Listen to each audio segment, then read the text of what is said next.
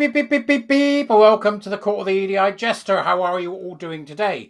I've got a very interesting piece for you today that I've come across, which is on the back of some of the stuff that we've been discussing over the past few weeks. You will recall that I did a piece on on parents with a template, a letter template, which was designed not to call out unlawful practice, not to call out any particular practice, but to drop a bomb, i.e. to begin a dialogue, parents to begin a dialogue, which very clearly laid out what their children will not be taught by the school.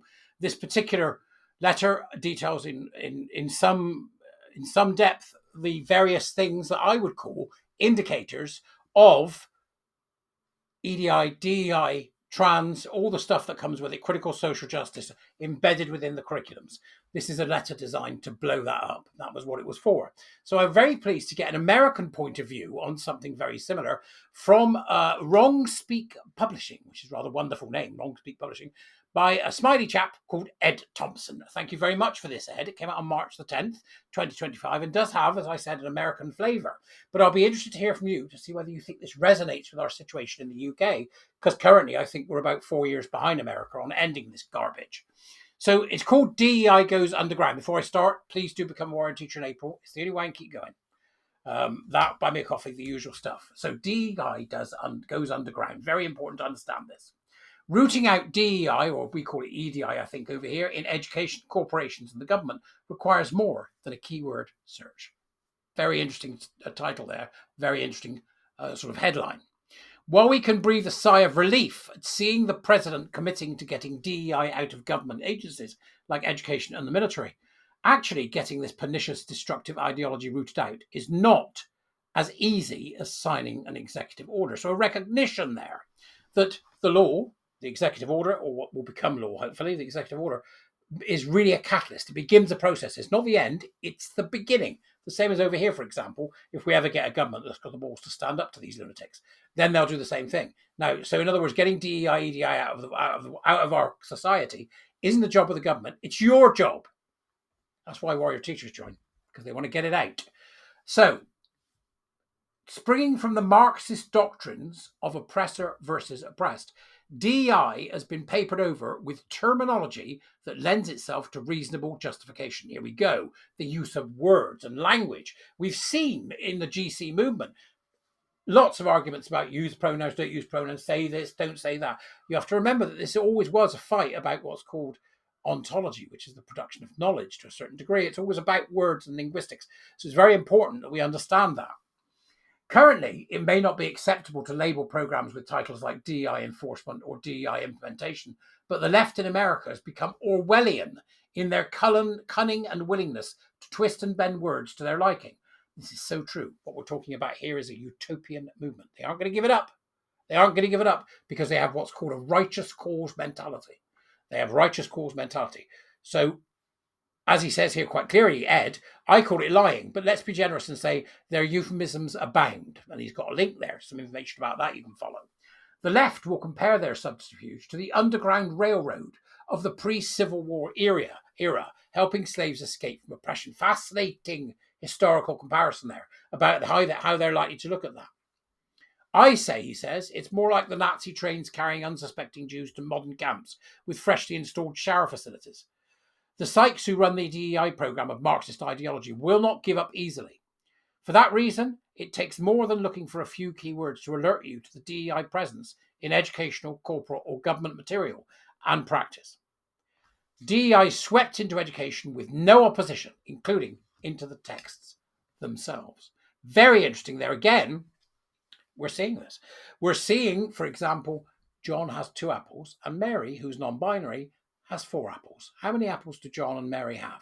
So in other words, he's saying it's snuck into the text themselves. For example, a friend of mine who's doing a degree in English literature is given, for example, a chapter of a book rather than the whole book, and asked to look at it through a critical social justice lens. So we're talking about indoctrination here, which is what you and I have to get out. What the warrior teachers live for is stopping all of this nonsense, particularly gender.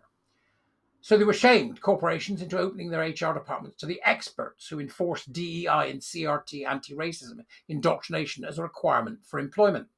The Biden administration went flat out ramming DEI and anti-racism into every federal agency, including the military. In the military, I just can't. I despair. This in the military.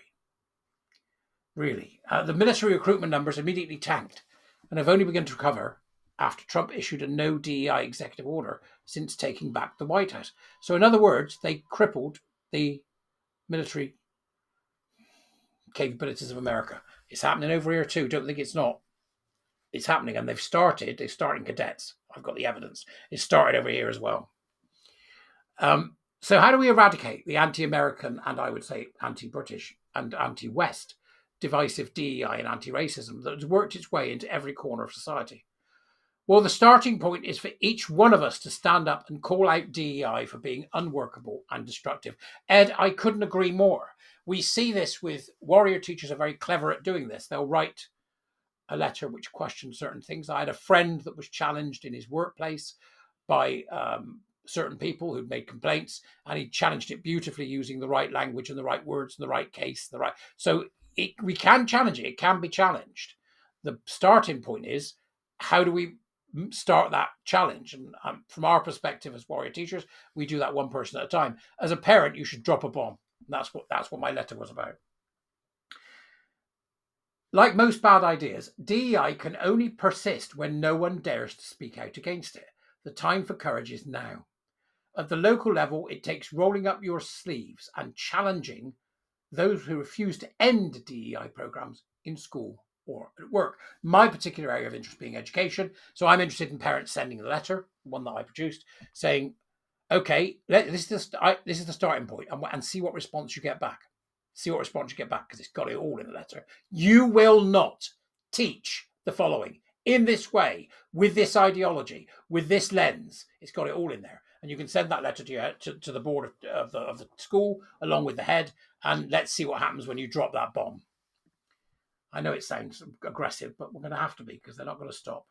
When someone says diversity is our strength, you say no, it's competence and unity that are our strengths.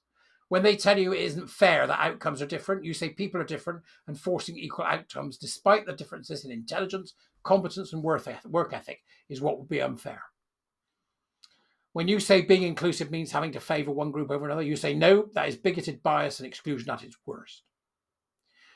The easiest way to assess material is to look at it through the lens of what we should have as ideals. Is everyone treated fairly? Is everyone given an equal opportunity? And is everyone expected to perform to the same standard to earn the anticipated reward? We've seen over the last few days in the UK the eruption of a really strange sentencing guidelines, which in effect are discriminatory. We are seeing that the BBC, for example, is hired based on race. Only apply if you're black, or only apply if you're a woman. Only apply if you're a man, for that matter. Doesn't matter, does it really? But we've seen this stuff. And I think what Ed has done here so beautifully is to highlight in a really interesting narrative and a really clear narrative exactly what it is possible for us to do. This is the bread and butter of the Warrior Teacher Program. Absolutely the bread and butter. So I would very much like to thank Ed for writing it. I would therefore encourage you to use the link that's available on the blog or on the YouTube video or wherever it may be. Use the link to please go and visit Ed's publication, Wrong Speak Publishing, and view this entire article, which is well worth a read. The whole thing is well worth a read, so that you can understand a bit better what Ed's doing and possibly at the same time understand a bit better what I'm doing with the Warrior Teachers. This is where we live. This is our bread and butter. Thank you very much, as usual, for watching. I hope everybody has a great day, and I'll see you soon. Bye-bye then.